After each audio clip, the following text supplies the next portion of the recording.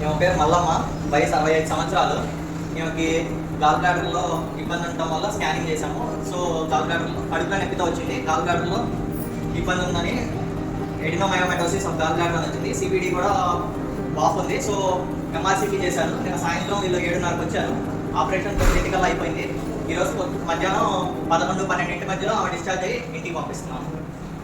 మేము నాకు ఫస్ట్ కడుపులో నొప్పి వచ్చినప్పుడు మిరాలగూడెం వల్ల డాక్టర్ అయినాము. డాక్టర్ అయినా కానీ అక్కడే నగ్గిరెడ్డి అని పేరే నారకలపల్లి రాసిచ్చారు.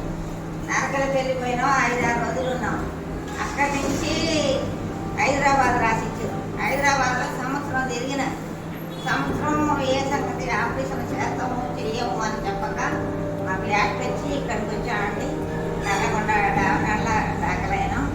మంచిగా ఆపరేషన్ అయింది. నిమ్మలంగా ఇంటికి వెళ్తున్నాం. ఎప్పుడు వచ్చావు, ఎప్పుడు వెళ్తున్నావు? ఎప్పుడు వచ్చామంట నిన్న సాయంత్రం వచ్చినాం. నిన్న పొద్దుగాల 11 వరకు వచ్చినాము. ఇవన్నీ చూసుకొని చేసి నైట్ ఆపరేషన్ చేసి ఇవాళ వెళ్తున్నాం.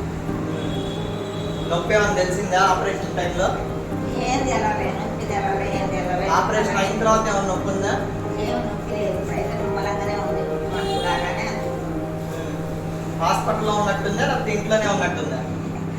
ఇంట్లో ఉన్నట్టే ఉంది. అన్నీ మంచిగా సవకరాలు జరిగినాయి. అన్నీ మంచిగా చూసి మంచిగా చేసి ఇక వెళ్ళిపోతున్నాం.